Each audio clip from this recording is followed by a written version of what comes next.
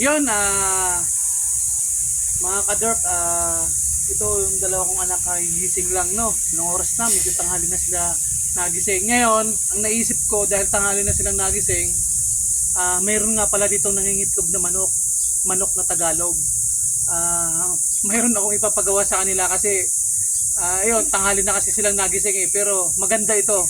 Ito, papakita ko sa inyo yung manok na nangingitlog, pero yung manok wala na dito. Talaga may itlog dito sa pugaran eh. Nagpakita mo. Ayan oh, may itlog dito. Yan. Ang gagawin natin, kukuha tayo ng dalawa. Dalawang itlog. Ito. Yan. Yun, nakakuha na ako ng dalawang itlog. Ang plano kong gawin, papainom ko sa kanila. Although, masarap naman at masustansya tong itlog na ito. Ngayon, ano, kaya nyo? Kaya. Kaya nito sa mga, nakapala sa mga tanghali ng gumising, no? Kaya, yun, ngayon, bibiyakin na natin na, yan, lapit-lapit ka, makita mo silang dalawa. Hindi naman masyado, pati ako, baka hindi nakita, ano? Kaya nawakan mo muna itong isa. Hawakan mo muna ito. Ngayon, anuhin natin, no? Yan. Yun. Although mga kader, kakaitlog lang to. Nung kinuha ko sa pugaran is mainit-init pa. Binantayan ko rin yung inahin. Talagang ano lang ng pugaran niya. Ayun.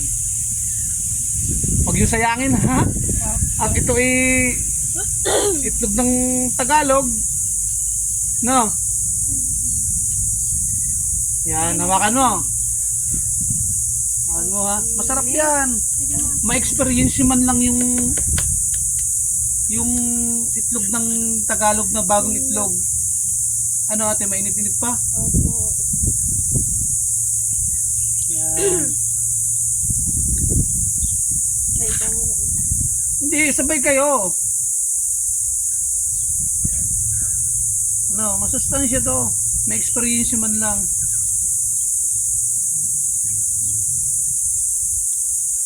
Yan.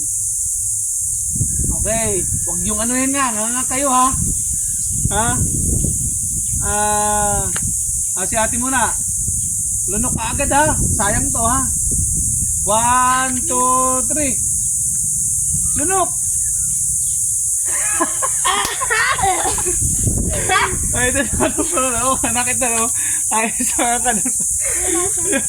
Masarap. Masarap. O. Ikaw. Nga. Although wag yung panay nilaga na lang. May experience man lang yung bagong itlog ng manok. Nag-ano na. Okay. 1, 2, 3. Lunok agad ha. Lunok.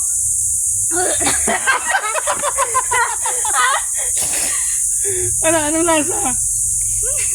Masarap? Ayun, mga kader ko. Ayun, pa-experience kahit pa paano. First time nila makainom ng fresh, yung bagong itlog talaga na nanggaling pa sa pugaran. At yung mga inahin ko dito ay pangingitlog. Hindi naman namin napapakinabangan. At hindi naman marunong mag-alaga ng mga sisiw niya kapag napipisa. Kaya ito na yung plano kong gawin. Papainom ko sa mga anak ko. Although yung bunso ko wala dito eh. Kaya ayun, salamat!